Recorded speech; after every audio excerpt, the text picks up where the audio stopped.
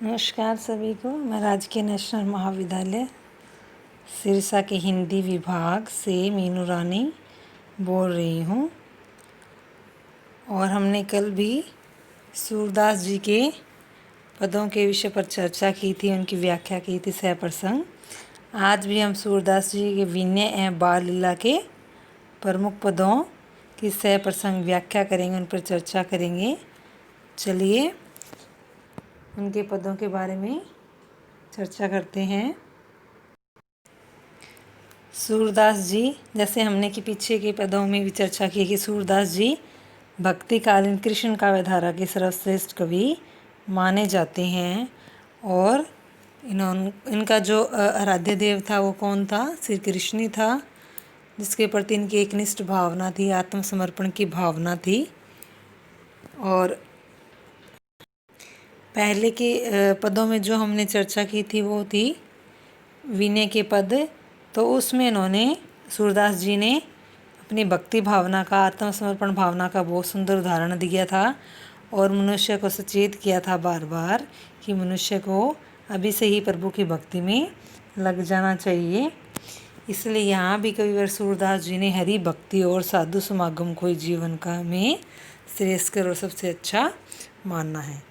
सूरदास जी क्या कहते हैं कि प्रभु भक्ति के बिना जीवन क्या है? बेकार है, व्यर्थ है। इसलिए क्या मानव को प्रभु भक्ति में अभी से लग जाना चाहिए। जन्म सिरानो अटके अटकी।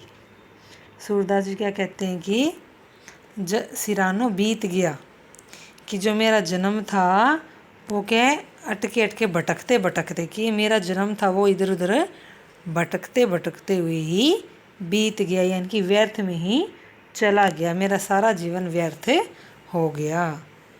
राज काज सुत बित की डोरी, बिनु विवेक फिरियो भटके।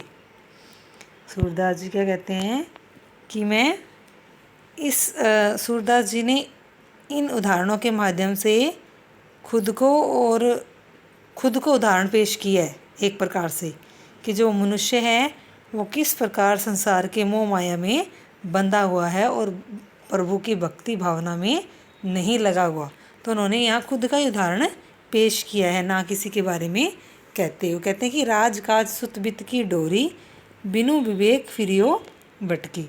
कि मैं हमेशा क्या है, मैं राजकाज में सुत बित, सुत मतलब पुत्र बित की डोरी और धन और यश रूपी डोरी से बंधा हुआ, बिनु विवेक फिरियो भटके, और बिना विवेकहीन होकर मैं यहाँ वहाँ भटकता रहा। कि जन्म सिरानो अटके अटके, राज का सुत बित की डोरी, बिनु विवेक फिरियो भटके। सूरदास जी कहते हैं कि मेरा जन्म तो यूं ही अटक टक कर बीत गया, भटकते इधर उधर बीत गया, व्यर्थ में ही चला गया। और मैं हमेशा राजकाज में और पुत्र यश धन की प्राप्ति में और बिना विवेक के ही इधर उधर भटकता और फिरता रहा। मैंने अपना सारा जीवन यूं ही व्यर्थ कर लिया। कठिन जो गांठी परी माया की, तोरी जात न झटकी। क्या कहते हैं कि मुझे ना, मतलब संसार की एक प्रकार से कठिन गांठी एक प्रकार की गांठ संसारिक मोह माया से, परी माया की, यानी कि संसारी आकर्षणों की मुझे क्या एक प्रकार से मैं उनमें बंध गया हूँ। और मोह माया की ऐसी कठोर गांठ बन गई है। तोरी जात ने झटके मतलब झटका देना, और झटके देने पर भी वह जो गांठ है टूट नहीं रही है। अर्थात मनुष्य है या मैं हूँ, वो क्या संसारिक मोह माया से अलग नहीं हो रहा है, संसार के आकर्षण में बनता ही चला जा रहा है। ना हरि भक्त न साधु समागम, रहियो बीच ही लटके। कि मैंने अपने जीवन में कभी भी भगवान की भक्ति नहीं की, ना हरि भक्त, ना मैंने कभी भगवान की भक्ति की, न ही साधु संगति की, यानी कि नहीं उसने साधु संतों की संगति की, वो खुद के बारे में कह रहा है। और रहियो बीच ही लटके, और मैं यूं ही जीवन हमारे बीच में लटकता रहा। यानी कि जैसे कहा जाता है ना कि दुविधा में दोनों गए, माया मिली न राम। सूरदास जी कहते हैं कि मेरी स्थिति वो ऐसी ही हो गई। जो बहु कला काछी दिखरावे, लोभ न छूटत नर के। बहुकला का ची बहुत सारी कलाएं दिखाता है कौन? एक प्रकार का जादूगर या कह सकते हैं, जो जादू दिखाने वाला होता है, कला दिखाने वाला होता है। कि जो मतलब संसार है वो उसे कला दिखाने वाले के समान ही बन पड़ा है। वैसे ही वो उसका जैसे जादूगर के पास जो सामान होता है उसी प्रकार वो संसार बन पड़ा है। कि जो बहुकला का अच्छी दिख रहा है लोभ न छूटत नर के और, क्या है जो मनुष्य है क्या उस मोह माया में फंसता ही जा रहा है और उसका लोभ वो छूट नहीं रहा है। कि जिस प्रकार कोई कला दिखाने वाला होता है और मनुष्य उसकी कला को देखता ही रह जाता है, उसकी मतलब उसको अच्छी लगने लग जाती है और वो एकटक उसे निहारता रहता है। उसी प्रकार के संसार की मोह माया में मनुष्य फंसता ही जा रहा है, उससे निकल नहीं पा रहा है, वो लोभ उससे छूट नहीं रहा है। सूरदास शोभा क्यों पावे पिए विहीन धनी मटके। सूरदास जी कहते हैं कि जिस प्रकार शोभा क्यों पावे पिए विहीन धनी मटकी, कि जिस प्रकार क्या है एक पत्नी पिए विहीन पति के बिना क्या है धनी मटकी, मटकी मतलब हाव भाव दिखाना। कि एक पति के बिना जिस प्रकार एक पत्नी शोभा क्यों पावे, सौंदर्य के अपने हाव भाव नहीं दिखा सकती और उसमें जचता भी नहीं है, तो क्या है उसी प्रकार मनुष्य का भी क्या है हरि भक्ति के बिना जो मानव जीवन है उसका वो व्यर्थ है। यहाँ पर उसके भाव सूरदास जी के ही भाव हैं कि भगवान की भक्ति के बिना चाहे राजपाट पत्नी पुत्र आदि सभी का सुख क्या ले ले, लेकिन वो क्या है एक प्रकार का सार ही नहीं है।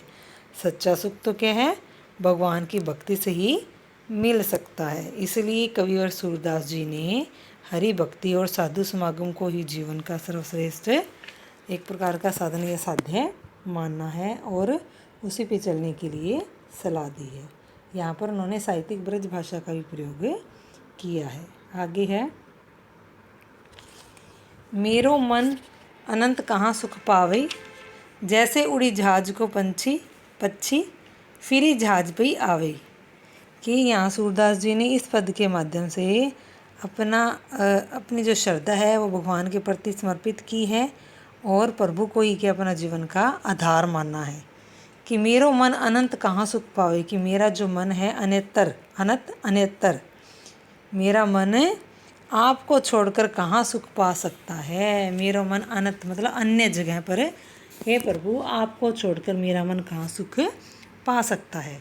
जैसे उड़ी जहाज को पक्षी फिरी जहाज पे है, कि जिस प्रकार एक सागर समुद्र में चलने वाली जहाज पे कोई पक्षी बैठा होता है और वो इधर उधर उड़ता है, लेकिन क्या है वो थोड़ी देर उड़ने के पश्चात में वापस उसी पे आके बैठ जाता है, क्योंकि उसे कोई भी रास्ता या पथ मार्ग दिखाई नहीं देता। तो उसी प्रकार क्या है जो मेरी स्थिति है, मेरे मन की स्थिति है, वो वैसी उस पक्षी के तरह है कि मुझे भी अपने जीवन का लक्ष्य वो सिर्फ आपकी भक्ति में ही दिखाई देता है। कमल नयन को चाड़ी महात्म और देव को ध्यावी। कि जो कमल के नैनों जैसे कमल नयन कि आपके जो नयन है वो कमल जैसे हैं, यह कह सकते हैं कि कमल के समान आप के नेत्र हैं। हे श्री कृष्ण छाड़ी महात्म आपकी महिमा को छोड़कर और देव को ध्यावे, और देवता को ध्यान तो लगाया ही नहीं जा सकता। परम गंग को छाड़ी प्यासो दुर्मति कूप खनावे। दुर्मति कुबुद्धिया दुर्बुद्धि, परम गंग महान गंगा नदी, कूप कुआं ध्यावे ध्यान या भजन करना। कि परम गंग पहले इन्होंने कहा है ना कि कमल नयन को छाड़ी मातम और देव को ध्यावे, कि परम गंग को छाड़ी प्यासो दुर्मति कूप खनावे। कि एक परम गंग पवित्र नदी को छोड़कर कोई प्यासा व्यक्ति है और उसके पास ही पवित्र गंगा नदी बह रही है, उसको छोड़कर वो दूरमती कूप को दूर जाकर वो कुआं खोदता है अपनी प्यास बुझाने के लिए। तो वो क्या है दूरमती एक प्रकार का क्या वो कुबुद्धि है, वो महामूर्ख है। क्योंकि कोई व्यक्ति अगर गंगा नदी प्यासा है और गंगा नदी के पानी की धारा को बहकर छोड़कर जाता है और दूर कहीं जाकर अपनी कुआं खोदकर अपनी प्यास बुझाना चाहता है, तो उस दुनिया में क्या है उससे सबसे बड़ा मूर्ख कोई हो ही नहीं सकता। क्योंकि उसी प्रकार आपकी भक्ति है कि आपकी भक्ति को छोड़कर और देव को ध्यावे। और देवता को कैसे ध्यान किया जा सकता है। इस पद में सूरदास जी कहना चाहते हैं कि आपकी भक्ति भावना को छोड़कर और किसी देवता में ध्यान लगाना उसी प्रकार से है जिस प्रकार कोई प्यासा व्यक्ति पवित्र गंगा नदी को छोड़कर दूर कहीं जाकर अपनी प्यास बुझाने के लिए कुआं खोदता है।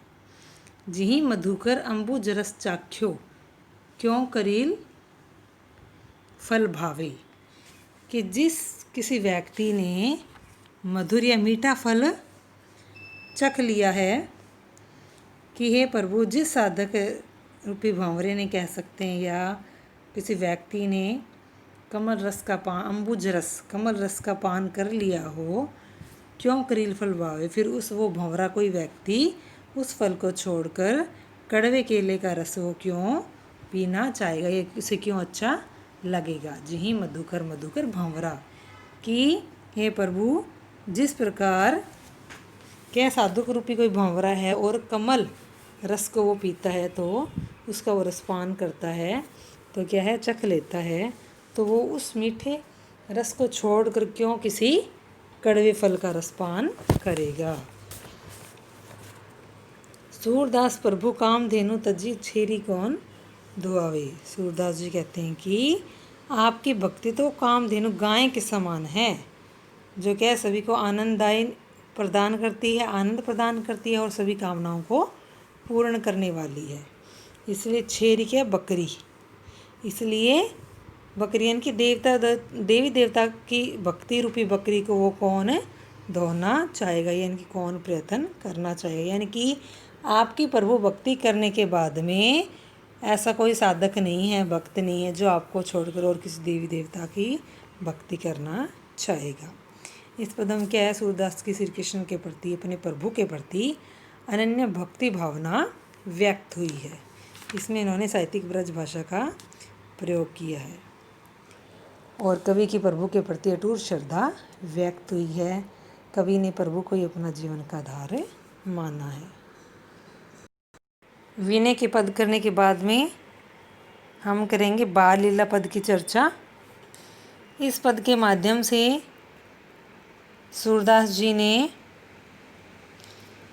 अपने प्रभु श्री कृष्ण की बाल लीलाओं का वर्णन किया है।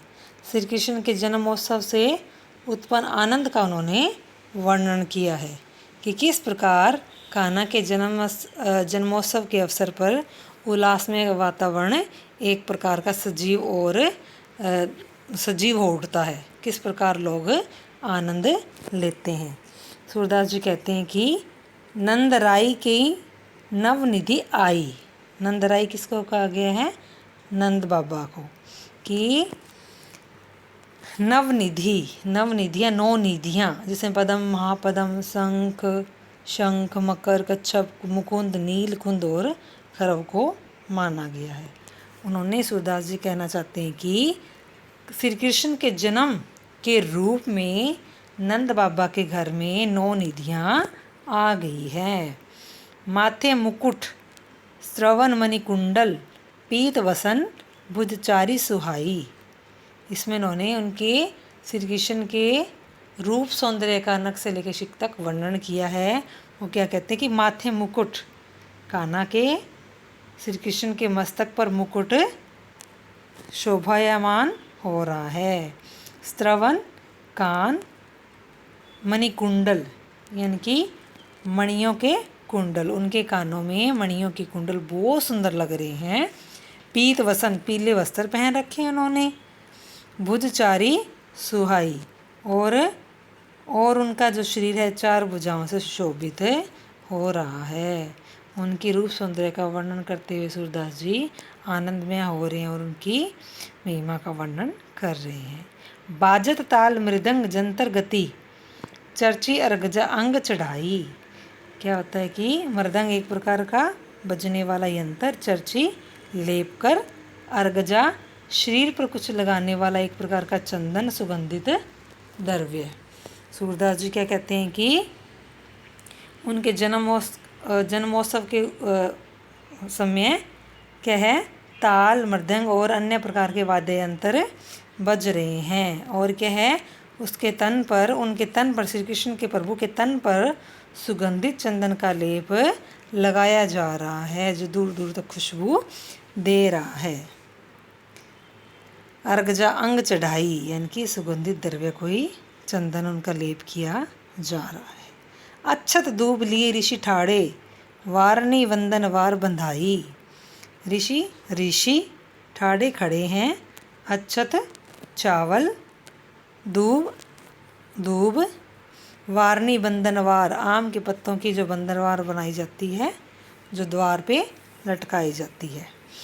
तो कि इस उत्सव पर जो ऋषि मुनि हैं वो उनके द्वार पर खड़े हैं और चावल दूब से उनके ऊपर क्या है, कुछ छिड़काव करें। कैसे चावल दूब से क्या है, ये पानी का या गंगा जल का छिड़काव करना एक प्रकार से। ऋषि ठाड़े खड़े, हाथ में लिए चावल और दूब लिए खड़े हैं और द्वार पर बंदनवार बांधी जा रही है। छिरकत हरद दही ही हर्षत, गिरत अंक भरी लेत उठाई। क्या कहते हैं सूरदास जी, और वो क्या है, उस दूब से क्या है, वो लोग क्या हल्दी और दही उन पर छिड़क रहे हैं और मंत्रों का कह सकते हैं जाप कर रहे हैं साथ में।